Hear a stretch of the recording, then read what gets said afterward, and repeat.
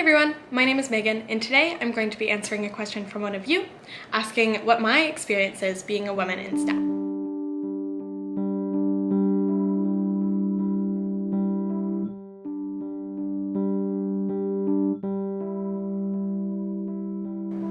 So this is a very broad question, and I'm going to do my very best to answer it for you today. Of course, I can only talk about my own experience, and everyone else's experience may be completely different than my own. I think overall I've had a very positive experience so far at UBC. UBC as a whole tries very hard to be an inclusive environment, especially when it comes to different minority groups, such as women in engineering. One of my biggest fears before starting university was that I was going to have a hard time finding other females that I clicked with. I guess I also had a preconceived idea of what engineers would be like. When I first came and visited UBC, I got a tour by this woman named Erica, who was like the coolest person that I've ever met. She completely broke that stereotype I had in my head of what I thought an engineer would be like. And she's actually one of the reasons that I'm here at UBC today.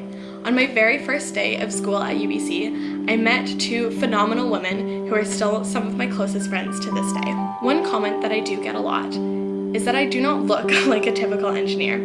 So this bothers me because it means that we all have an idea of what we think an engineer should be like, and clearly I just don't fit into it. When I first started at UBC, I often kept quite quiet in groups because I just had this idea that everyone else was way smarter than me and that I would have nothing to add to the conversation.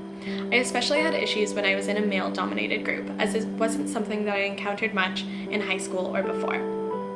Since then, I have got a lot more comfortable speaking both in front of just my group and also in class. I've learned that I do have thoughts that I can share and that my voice is just as important as anyone else's. So I hope you guys enjoyed watching my video. If you have any other questions that you would like me to answer, feel free to leave a comment below, and I'll see you guys later. Bye!